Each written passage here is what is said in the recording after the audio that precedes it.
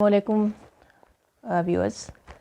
آج میری اس ویڈیو میں آپ کو جو ہم عام طور پر پبلک پلیسز کے اوپر ٹاپکس سیاست کے سنتے ہیں، ڈسکشنز ہو رہی ہوتی ہیں، عام لوگ بات کر رہے ہوتے ہیں، سڑکوں پہ بات ہو رہی ہوتی ہے، فٹ پاتھوں پہ دو چار لوگ بیٹھے ہیں تو گپ شپ لگ رہی ہے تو سیاست کی بات ہو رہی ہے، ڈرائنگ رومز میں بات ہوتی ہے، کیفیٹیریاز میں بات ہوتی ہے، گھروں کے ڈرائنگ رومز میں جو ہے وہ ڈسکشنز چل رہی ہوتی ہیں.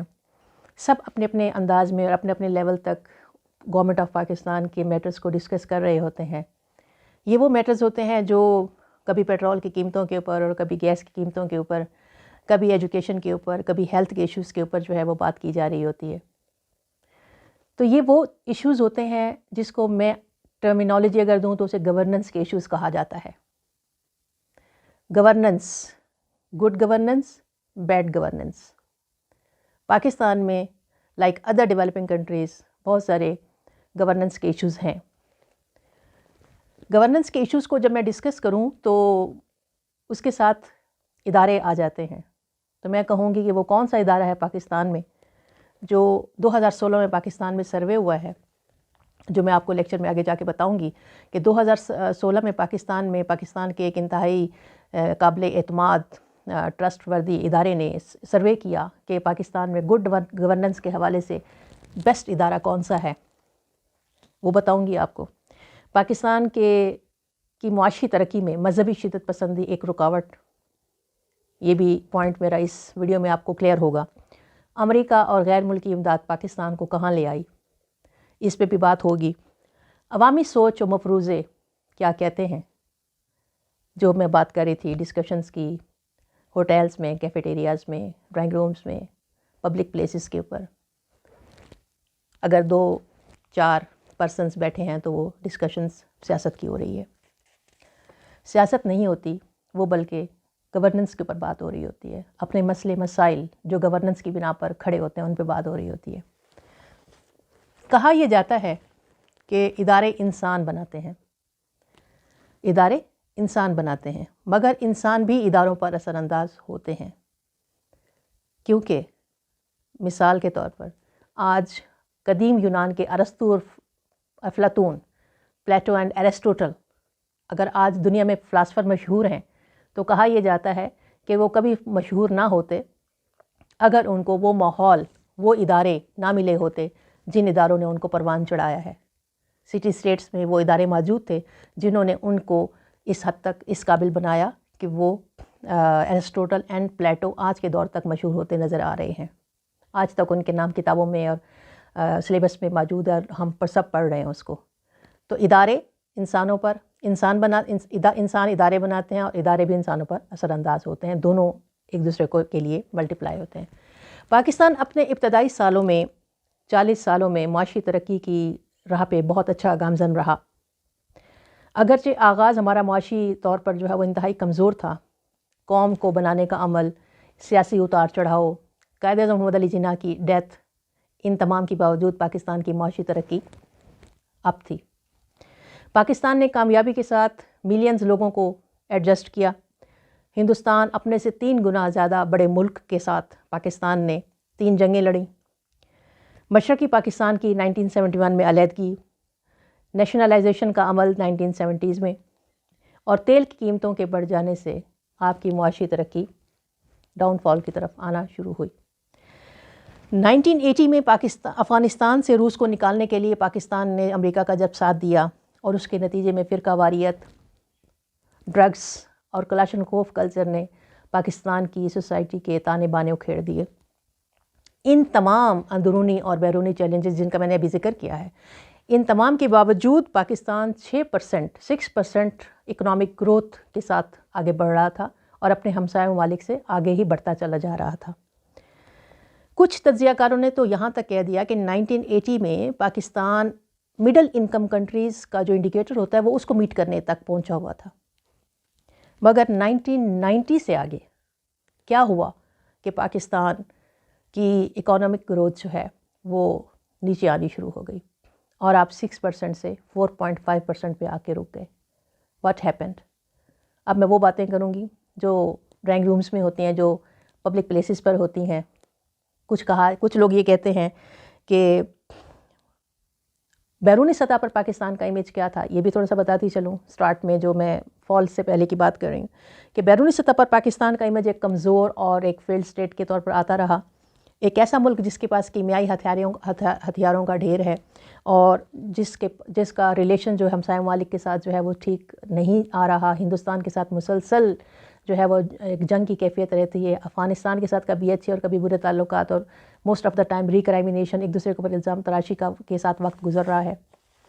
ان تمام کے باوجود پاکستان میں جن حالات کو ذمہ دار قرار دیا جاتا ہے کہ جی 6% سے آپ جب اتنے برے حالات کے ساتھ اب 6% سے 4.5% پہ کیسے آ گئے، اب 6% گروتھ ریٹ آپ کے ساتھ چل رہا تھا.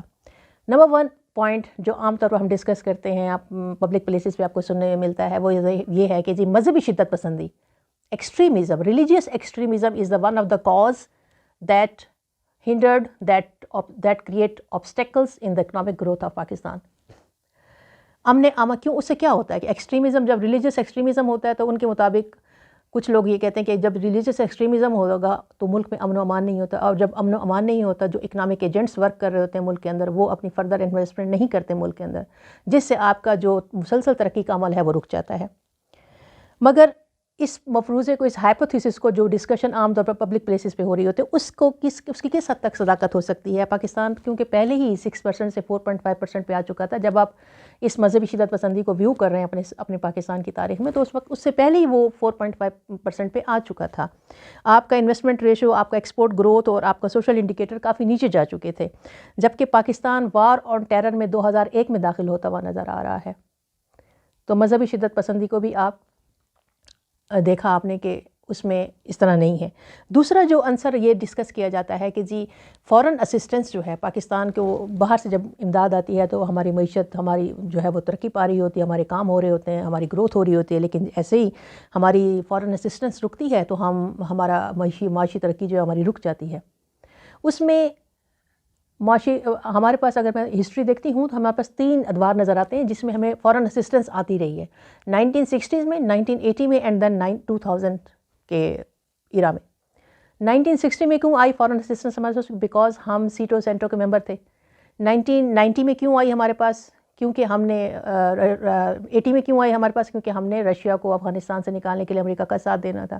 2000 میں کیوں آئی ہمارے پاس؟ کیونکہ ہم نے 2000 ایرا میں جو ہے ہم نے وار آن ٹیرر کے لیے امریکہ کا ہم نے ساتھ دیا. اس امداد نے، اب فورن اسسٹنس آتی ہے، یہ کنسیپٹ ہے نا، ایک وہ جو بات کر رہی ہوں کہ پبلکلی جو پلیسز پہ بات ہو رہی ہوتی ہے کہ جی ہمیں باہر سے پیسہ آنا بند ہو گیا تو ہماری معیشت رک رہی ہے، اور ہمارے مسئلے جو ہے وہ سٹاپ ہو رہے ہیں، اور ہماری فردر انویسٹمنٹس نہیں ہو رہی.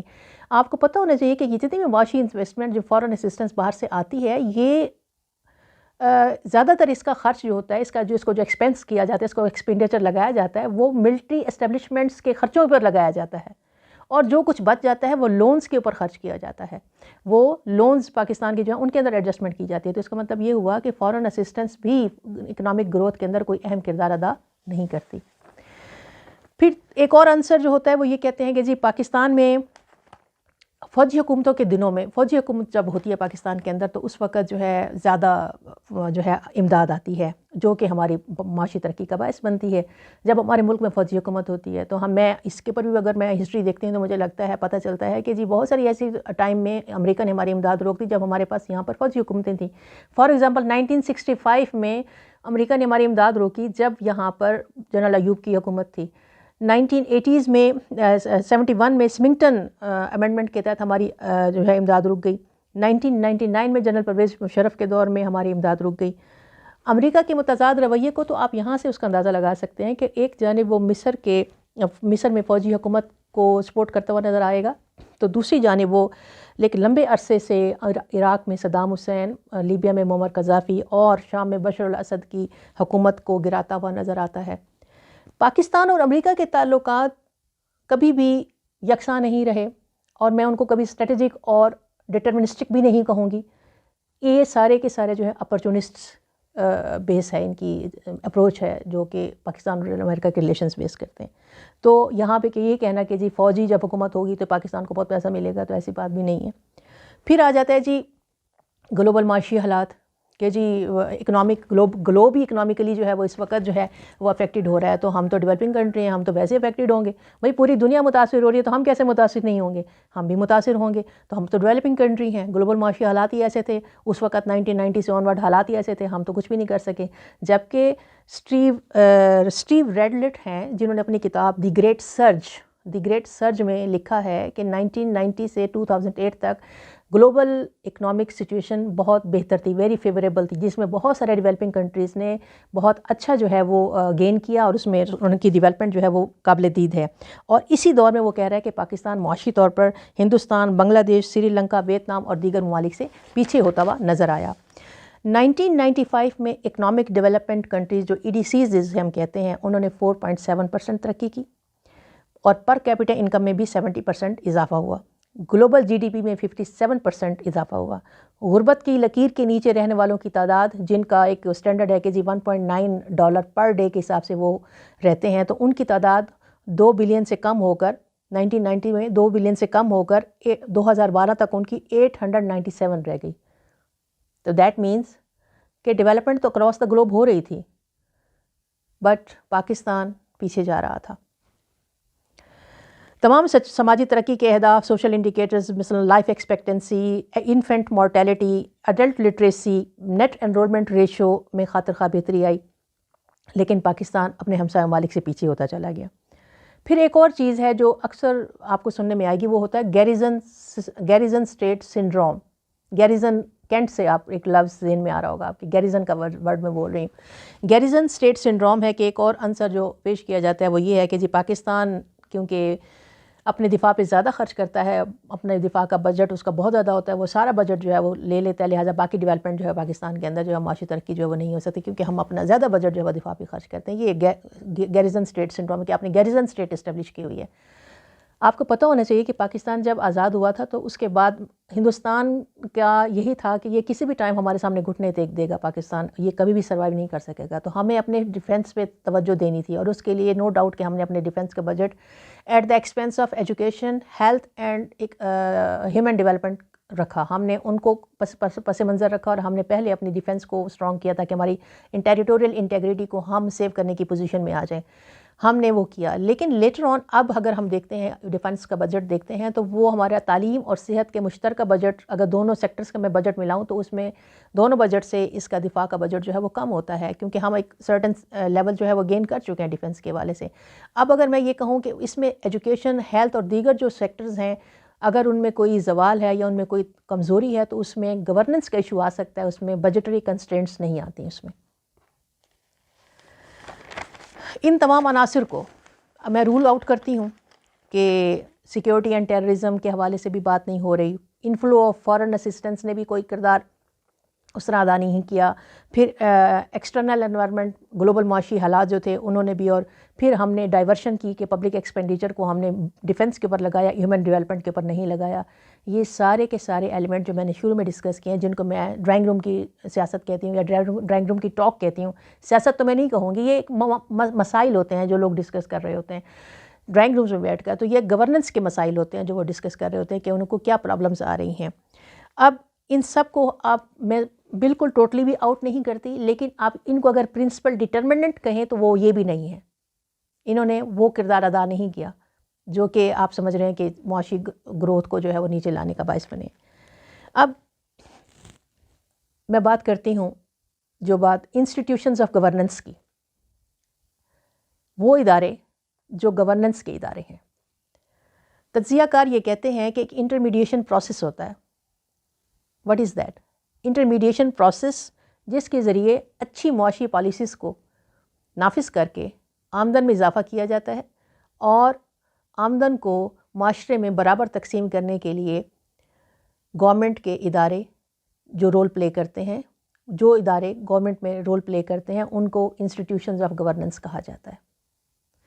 یہ ادارے، ان اداروں کی کوالٹی، ریسپانسونیس اینڈ روبسٹنس ہوتی ہے جو جن کے ذریعے یہ معاشی پالیسیز کا نفاذ کرتے ہیں. ان اداروں میں عدلیہ سر فہرست، جو کہ قوانین کا، پراپرٹی حقوق کا اور کانٹریکٹ کا تحفظ کرتی ہے.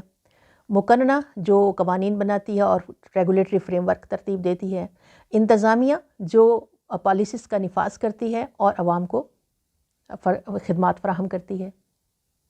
اب یہ انسٹیٹیوشنز آف گورننس اگر عوام کی رسائی ان تک ٹائم ٹیکنگ اینڈ ایکسپینسو ہے تو that means these public institutes, these institutions of governance are not working for the welfare of the people, public, but for the welfare of few people. پھر آ جاتا ہے جی میں اس گورننس کے اداروں کو economic development کے ساتھ کیوں لنک کر رہی ہوں۔ ایک اسکالر ہے مینکلسن 1998، میں نے سوچا ہوا ہے کہ آپ کو، کیونکہ میں اس وقت لیکچر دے رہی ہوں تو آپ کو مائٹ پاسبل کہ میرے پروننسیشن سے یا سمجھنے میں کچھ تھوڑا سا پرابلم ہو رہا ہو، تو میں اپنے ڈسکرپشنز میں جو میں نے ریفرنسز کوٹ کر رہی ہوں میں ڈسکرپشنز میں لکھ دوں گی، تاکہ آپ وہاں سے ڈسکرپشنز میں آپ اس کو، ویڈیو کے ڈسکرپشن میں لکھا ہوگا، وہاں سے آپ اسے ریڈ کر سکتے ہیں۔ مینکلسن 1998 میں وہ اسکالر ہیں جنہوں نے گورننس کو معاشی ترقی سے جوڑا ہے، اور جو مجھے بہت اچھا لگا کہ it's true that good governance اور انسٹیٹیوشنز آف گورننس جو ہے اگر صحیح ورک کرتے ہیں تو وہ ڈیولپمنٹ کا باعث بنتے ہیں۔ ان کا بڑا آرگومنٹ کیا تھا، اس اسکالر کا آرگومنٹ یہ ہے کہ وہ ممالک جہاں انسٹیبل گورننس ہوتی ہے، جہاں پر غیر مستحکم گورننس ہوتی ہے، وہاں اکنامک ایجنٹس انویسٹمنٹ نہیں کرتے اور کانسٹنٹ گروتھ پروسیس رک جاتا ہے۔ پراپرٹی کا تحفظ اور کانٹریکٹ کا تقدس پرائیویٹ سیکٹر کے کاروباری طبقے کے لیے ایک انتہائی اہمیت کا حامل ہوتا ہے۔ وہ کبھی بھی اوپن اپنے فنڈ کو خرچ نہیں کرتا کہ بلا سوچے سمجھے، جہاں پر اس کو کسی قسم کے تحفظات، جہاں پر اس کو کسی قسم کا کوئی پروٹیکشن حاصل نہ ہو اس کے کانٹریکٹس کو، اس کی پراپرٹیز کو، تو وہاں اپنی انویسٹمنٹ وہ کرنا شروع کرے، وہ ایسا نہیں کرتا۔ اور ایسی غیر یقینی صورتحال میں کوئی بھی معاشی سرگرمی ترقی نہیں پاتی۔ گلوبل سطح پر گورننس اور معاشی ترقی کے درمیان جب تحقیق کی گئی کہ کیا گورننس کا اور اکنامک ڈیولپمنٹ کا کوئی تعلق ہے، تو آئی ایم ایف کی 2003 کی رپورٹ کے مطابق گورننس کا معاشی ترقی پر خاطر خواہ اثر پڑتا ہے، اور اس رپورٹ کے مطابق تقریباً 93 کنٹریز میں جی ڈی پی اور پر کیپٹا انکم پہ خاطر خواہ اثر آیا اس گڈ گورننس کے ریفارمز کو لانے کے بعد۔ ایک اور رائٹر ہیں ڈیرن ایکموگلو اینڈ جانسن، انہوں نے اپنی کتاب وائی نیشنز فیل میں لکھا ہے کہ یہ ادارے ہی ہوتے ہیں جو قوموں کا مقدر لکھتے ہیں۔ ترقی و کامیابی اس وقت آتی ہے جب ادارے انکلوسیو اور پلورلسٹک اپروچ کے تحت ہر ایک کے لیے لیول پلینگ فیلڈ پرووائڈ کرتے ہیں۔ قومیں ناکام ہو جاتی ہیں جب ادارے ایکسکلوسیو اور پروٹیکشن کی اپروچ کو استعمال کر کے عوام کو سائڈ پہ کرتے ہیں۔ پاکستان میں 2000، اب میں بات کرتی ہوں کہ پاکستان میں گورننس کا کون سا بیسٹ ادارہ جو ہے وہ قرار دیا گیا اور کس ادارے نے یہ ریسرچ کی۔ پاکستان میں 2016 میں یہ سروے کیا گیا ہے۔ پاکستان کا ادارہ ہے Pakistan institute for legislative development and transparency, PILDAT. انہوں نے سروے کیا کہ پاکستان میں گورننس کے مطابق بہترین ادارہ جس کی سکورنگ 76% ہے وہ آرمڈ فورسز کا ہے، اور سب سے لویسٹ جس کی سکورنگ سب سے لویسٹ ہے 25% وہ پولیس کا ادارہ ہے۔ بیوروکریسی 29% اور سیاسی جماعتیں 35% پہ رکی ہیں۔ آرمڈ فورسز کے بعد دوسرا گڈ گورننس کا ادارہ سروے کے مطابق عدلیہ کو 62% کے سکور کے ساتھ دیا گیا، اور میڈیا 54% پہ آتا ہوا نظر آتا ہے۔ ویورز، جہاں بھی انسٹیٹیوشنل ویکیوم ہوتا ہے وہاں پر اسٹرانگ اینٹی کو جگہ لینی پڑتی ہے، چاہے پھر وہ کراچی کو مجرموں سے صاف کرنا ہو، طالبان کے خلاف لڑنا ہو، سیلاب میں پھنسے لوگوں کو نکالنا ہو، زلزلہ زدگان کی مدد کرنی ہو، مشکل راستوں پر سڑکوں کا جال بچھانا ہو، اور یہاں تک کہ بجلی کے بلوں کی کلیکشن کرنی ہو، آرمی کو سویلین گورنمنٹ کال کرتی ہے۔ آئینی طور پر ہر 10 سال کے بعد مردم شماری کی ریکوائرمنٹ ہے کہ ہر 10 سال کے بعد ملک میں مردم شماری ہونی ہے، لیکن یہ ہر 10 سال بعد کیوں نہیں کنڈکٹ ہو پاتی؟ اس وجہ سے کہ فوجی جوان اویلیبل نہیں ہوتے۔ جب ان کی اویلیبلٹی ہوتی ہے تب یہ مردم شماری، پاپولیشن سینسس جو ہے وہ کنڈکٹ کیا جاتا ہے۔ یہ عوامی اداروں کی ناکامی ہے۔ گڈ گورننس یا ان گورننس انسٹیٹیوشنز آف گورننس کی فیلیئرز ہیں کہ انہیں گاہے بگاہے ڈائریکٹلی اور انڈائریکٹلی فوج کو بلانا پڑتا ہے اپنی اسسٹنس کے لیے. اور یہ کیوں ہے؟ یہ امبیلنسز ہیں between the structural differences of the both sectors, both institutions. Military میں اور سویلینز اداروں میں اسٹرکچرل امبیلنسز ہیں جو کہ ذمہ دار بن رہے ہیں اس بیڈ گورننس کے یا ویک گورننس کے. اور فوج کو اسٹیبلائزر کا کام کرنا پڑتا ہے جب پاکستان کو فیلڈ اور ویک اسٹیٹ کا کے طور پر جو ہے اس کا نقشہ کھینچا جا رہا ہوتا ہے. اس لیکچر کو، ان انسٹیٹیوشنز آف گورننس کو میں اپنے نیکسٹ لیکچر میں آپ کو بتاؤں گی کہ کس طرح سے ان کے اندر ریفارمز جو ہیں وہ لائی جا سکتی ہیں جو کہ سکسیزفل ہو سکتی ہیں پاکستان کے اندر. Thank you very much. میرا لیکچر آپ کو اچھا لگا ہو تو کائنڈلی لائک کر دیجیے گا. بہت بہت شکریہ. پاکستان زندہ باد.